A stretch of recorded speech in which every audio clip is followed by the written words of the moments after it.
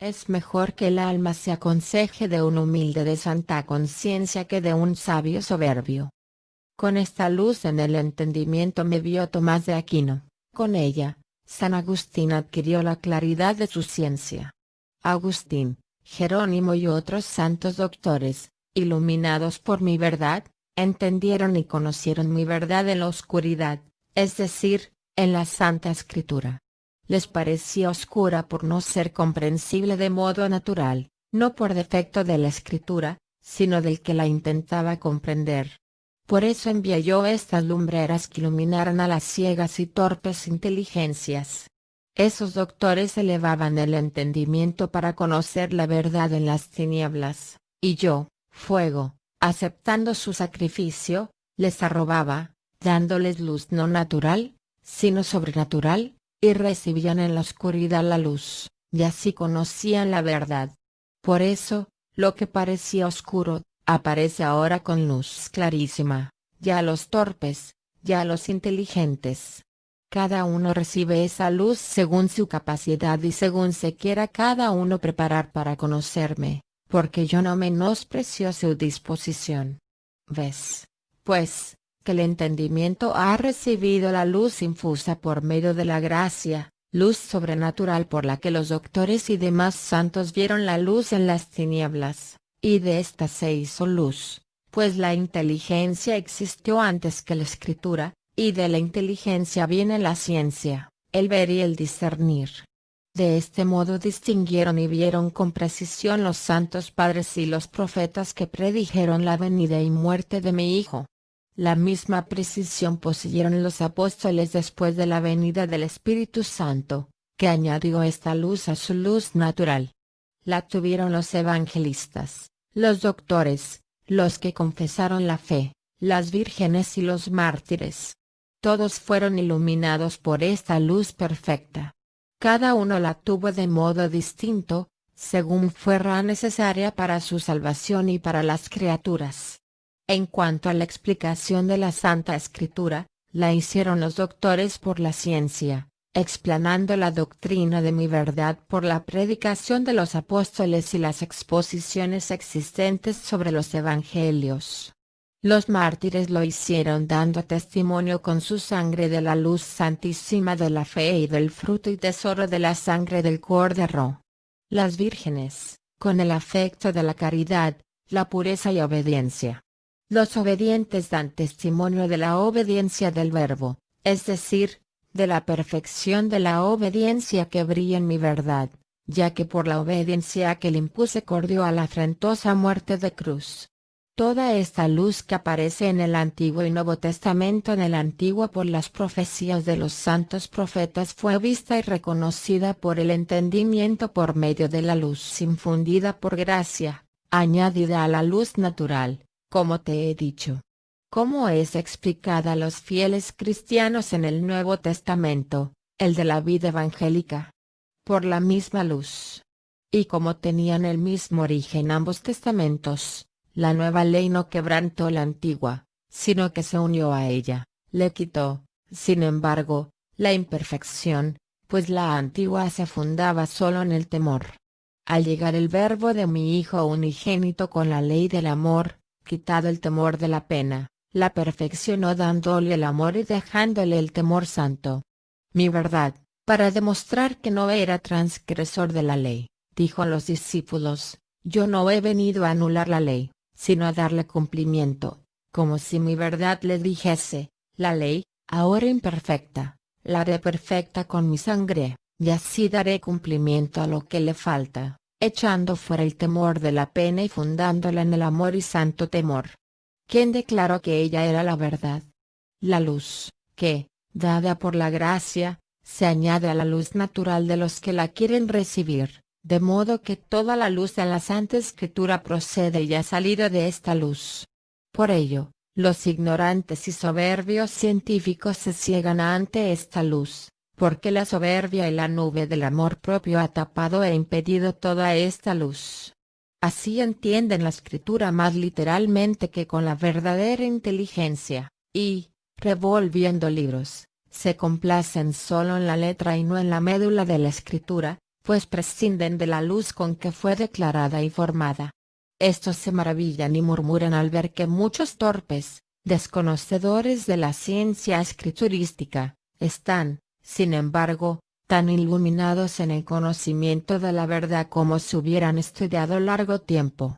No es de admirar, porque tienen como razón más importante la luz de que proviene la ciencia.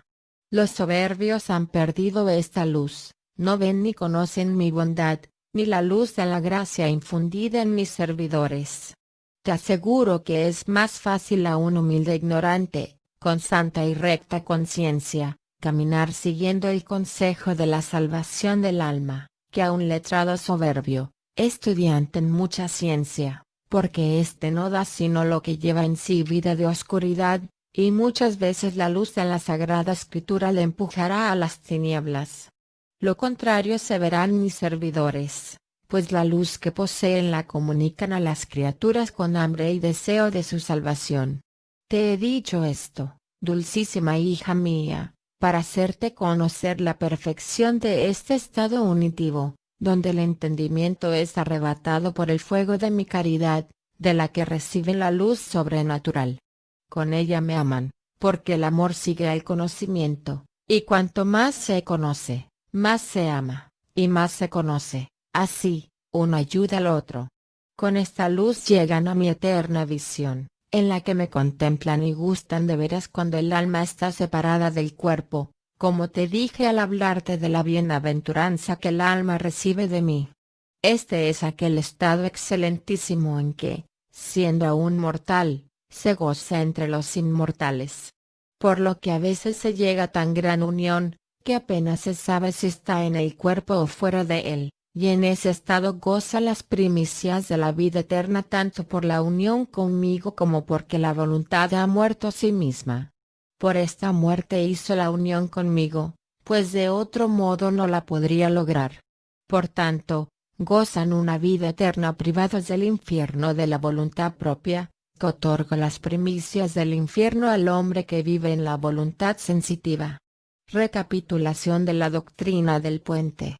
86. Repetición útil de muchas cosas ya dichas. Dios invita a esta alma devota a que le pida por todas las criaturas y por la Santa Iglesia.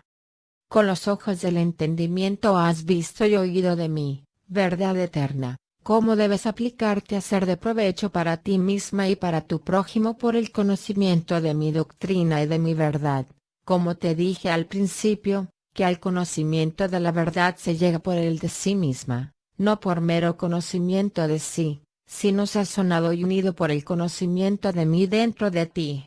En él has encontrado la humildad, el aborrecimiento y desagrado de ti misma y el fuego de mi caridad.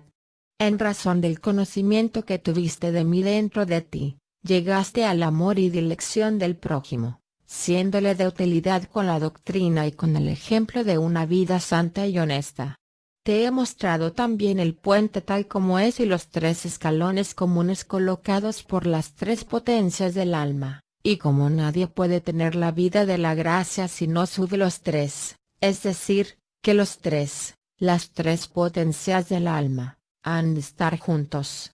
Te los mostré, además, en particular por medio de los tres estados del alma, figurados en el cuerpo de mi Hijo unigénito. Te dije que de su cuerpo había hecho escalera, mostrándolo en los pies traspasados, en la abertura del costado y en la boca, donde el alma saborea la paz y quietud del modo que te he explicado. Te he mostrado la imperfección del temor servil y la del amor cuando se ama buscando solo la dulzura, igualmente, la perfección del tercer estado, la de los que han alcanzado la paz en la boca, habiendo corrido con anheloso deseo por el puente de Cristo crucificado y subido los tres peldaños comunes, es decir, después de haber puesto las tres potencias del alma juntas, en las que se unen sus operaciones en mi nombre, como arriba te expliqué más claramente. Te mostré también los tres peldaños comunes, que, una vez subidos, hacen pasar del estado imperfecto al perfecto. Así has visto correr de veras, y te he hecho gustar la perfección del alma con el ornato de las virtudes, y has entendido los engaños que sufre antes de alcanzar su perfección si no ocupa su tiempo en el conocimiento de sí y de mí. Asimismo, te he declarado la miseria de los que van a hundirse por el río por no tomar el puente de la doctrina de mi verdad, el que puse para que no os ahogarais. Pero ellos, como locos, han querido hundirse en las miserias y pestilencias del mundo. Todo esto te lo he declarado para hacer crecer en ti el ardor de santo deseo y la compasión y dolor por la condenación de las almas, para que el dolor y el temor te obliguen a abrazarme entre lágrimas y sudores.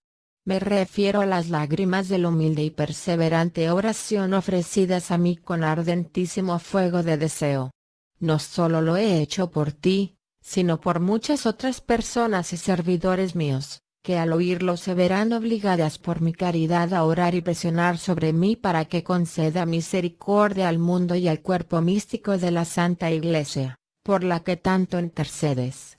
Porque ya te dije, si bien lo recuerdas, que satisfaría vuestros deseos dándoos alivio en los trabajos, es decir, cumpliendo vuestros dolorosos deseos, concediendo la reforma de la Santa Iglesia y buenos y santos pastores, no con la guerra ni con el cuchillo y crueldad, sino con paz y quietud, con las lágrimas y sudores de mis servidores. A vosotros os he puesto como trabajadores de vuestras almas y de las de vuestro prójimo en el cuerpo místico de la Santa Iglesia.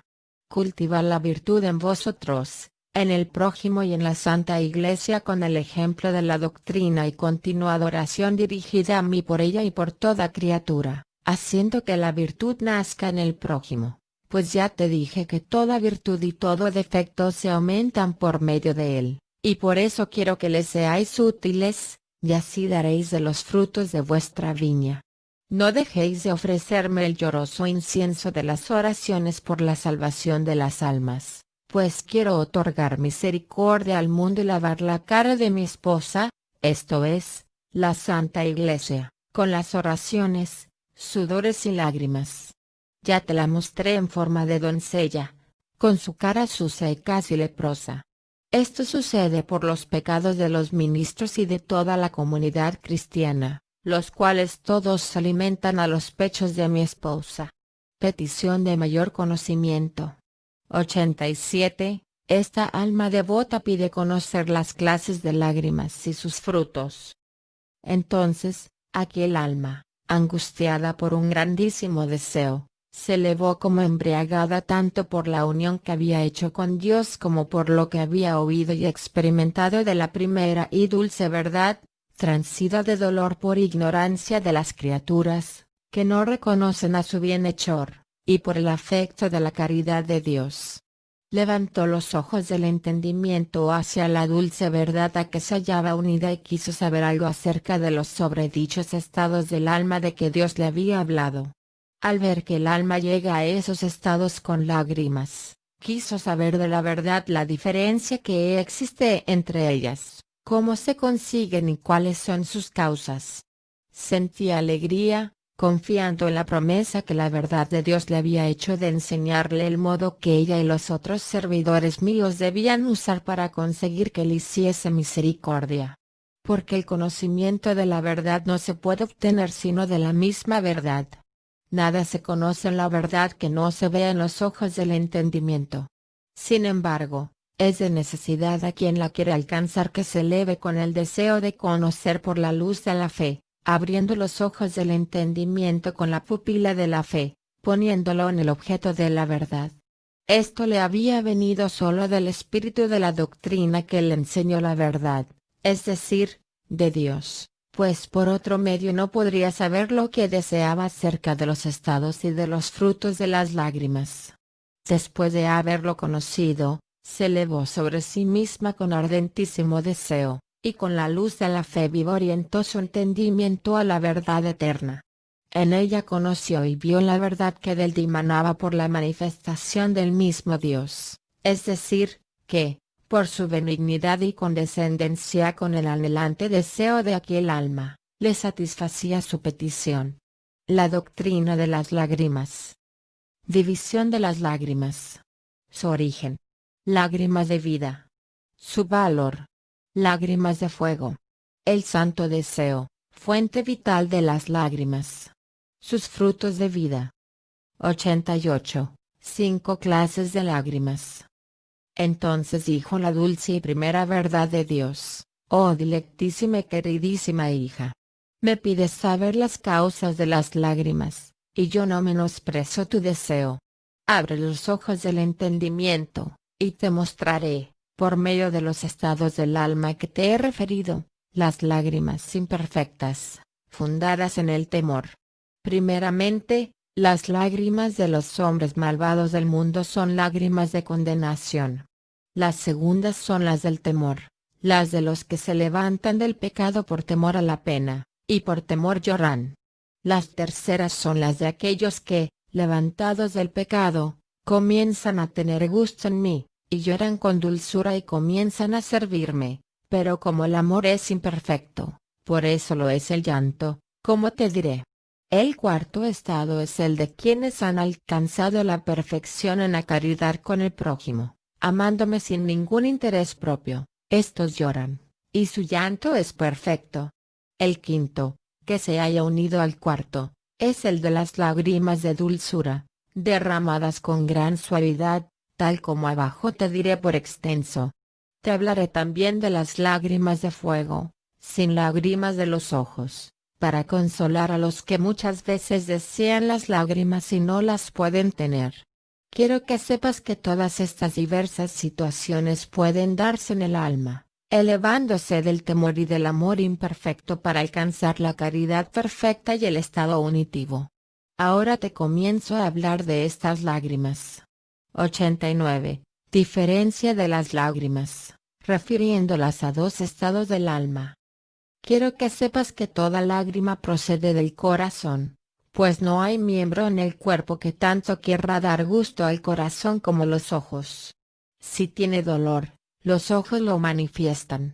Si el dolor tiene origen en los sentidos, derraman lágrimas que engendran la muerte, por proceder de un corazón que ama desordenadamente, sin tener relación conmigo. Por ser desordenado, con ofensa a mí, recibe el dolor y las lágrimas de muerte. La gravedad de la culpa y del llanto es mayor en relación con lo desordenado del amor. Ellos son aquellos primros que tienen lágrimas de muerte, de que te hablé y te hablaré. Fíjate ahora en las lágrimas que comienzan a dar vida, es decir, de los que, reconociendo sus culpas, comienzan a llorar por temor a la pena. Son las del corazón y de los sentidos, es decir, que no siendo aún perfectísimo el aborrecimiento de la culpa cometida por la ofensa a mí, proceden del dolor del corazón por la pena que sigue al pecado cometido, y por eso los ojos lloran, pues le quieren dar satisfacción a ese dolor del corazón. Si el alma se ejercita en la virtud, comienza a perder el temor, porque conoce que el solo temor no es suficiente para darle vida eterna, tal como sucede en el segundo estado del alma, de que te hablé. Por eso se levanta con amor a conocerse a sí misma y a mi bondad manifestada en ella. El corazón siente alegría en esa consideración, mezclándose el dolor de la culpa con la esperanza de mi divina misericordia. Comienzan entonces los ojos a llorar, saliendo las lágrimas de la fuente del corazón, porque aún no ha alcanzado la gran perfección, ya que derrama muchas veces lágrimas según los sentidos. Si me preguntas por qué, te respondo, por causa de la raíz del amor a sí mismo, no por causa de su amor sensitivo, del que se ha apartado, como se ha dicho. Se trata de un amor espiritual. Por él apetece el alma los consuelos espirituales en sí, de los que te hablé por extenso, o de los espirituales en relación con alguna criatura amada con amor espiritual. Cuando el alma es privada de lo que ama, es decir, de los consuelos interiores o exteriores interiores para el consuelo que tenía por medio de aquella criatura, si le sobreviniesen tentaciones o persecuciones de los hombres, el corazón se dolerá. Bien pronto los ojos, que sienten la pena del corazón y el dolor, comienzan a llorar con tierno y compasivo llanto para consigo misma, con compasión de amor propio espiritual, porque la voluntad propia aún no se halla pisoteada y completamente ahogada. Por esta razón derrama lágrimas sensitivas, esto es, de pasión espiritual. Pero, si crece y se ejercita en ella la luz del conocimiento de sí, concibe aborrecimiento de sí misma, de donde obtiene el conocimiento de mi bondad con ardiente amor y comienza a unirse y acoplar su voluntad a la mía. Así empieza a sentir alegría y compasión, alegría en sí misma, por medio del afecto del amor, y compasión hacia el prójimo, tal como te conté en el tercer estado. Pronto los ojos que quieren dar gusto al corazón, gimen por amor a mí y al prójimo. No lo hacen por la pena o daños sufridos en sí misma, sino solo por dar gloria y alabanza a mi nombre.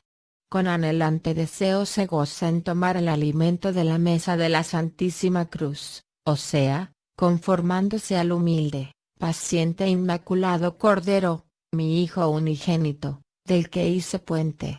Después de que el alma ha caminado tan dulcemente por el puente siguiendo la doctrina de mi dulce verdad y cuando ha pasado por este verbo sufriendo con verdadera y dulce paciencia toda clase de penas y trabajos, puesto que lo he prometido para su salvación, ella las ha recibido con entereza, no eligiendo a su gusto, sino el mío. Y no solamente las lleva con paciencia, sino que las sufre con alegría, y se le convierte en gloria la persecución por causa de mi nombre, aunque tenga que padecer. Entonces llega el alma a tal deleite y tranquilidad de espíritu, que no hay lengua capaz de poderlo contar.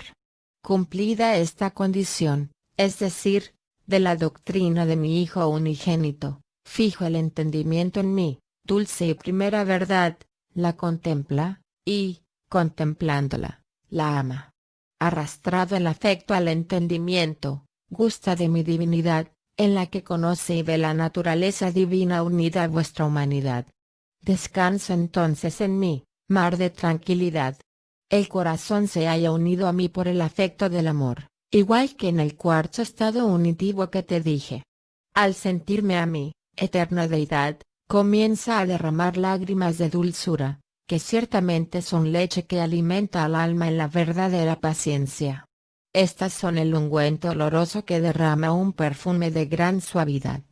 Oh queridísima hija, qué gloriosa se encuentra el alma que de verdad ha sabido pasar conmigo del mar tempestuoso al mar de tranquilidad llegado a mí, y de mí, suma y eterna bondad, ha llenado el vaso de su corazón.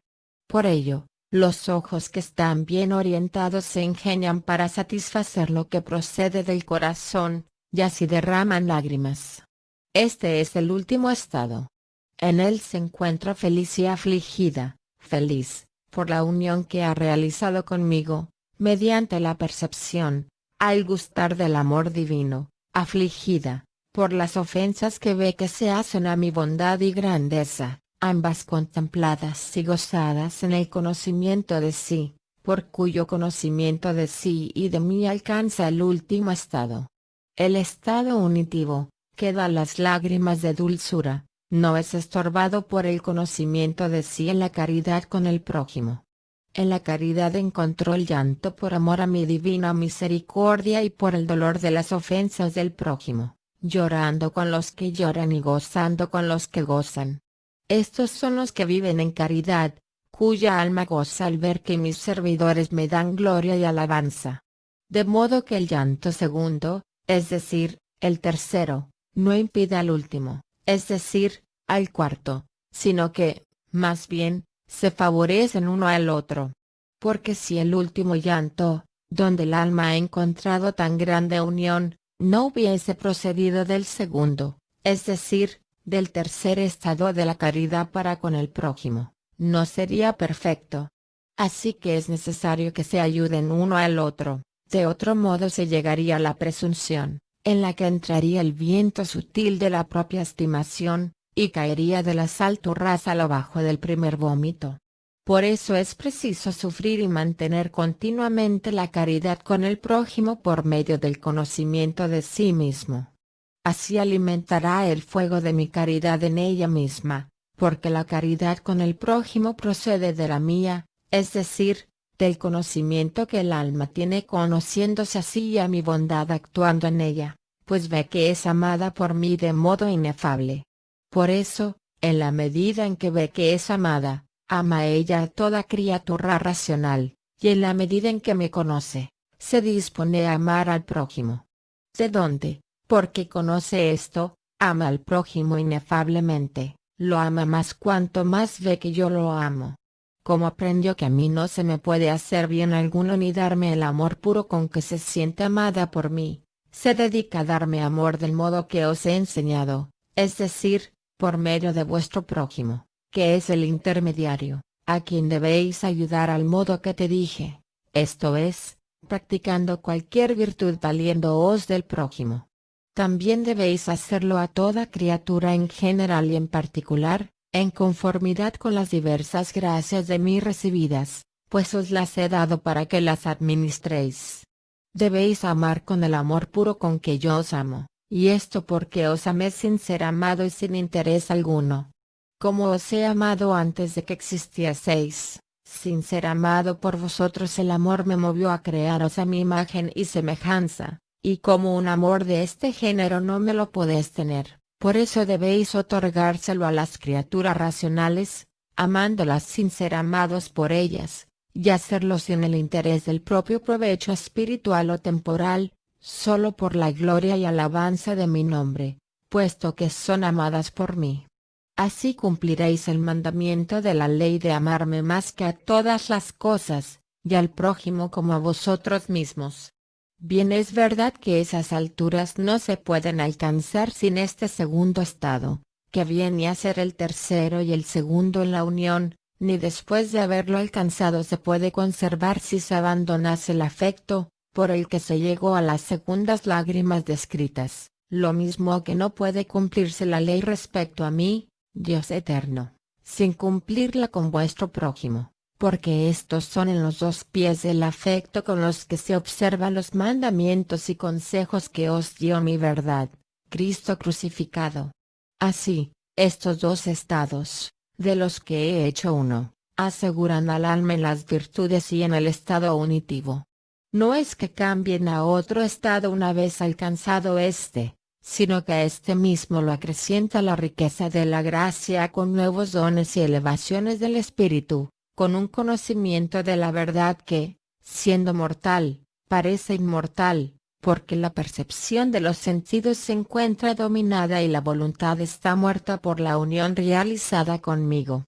Oh, cuán dulce es esta unión al alma que la experimenta.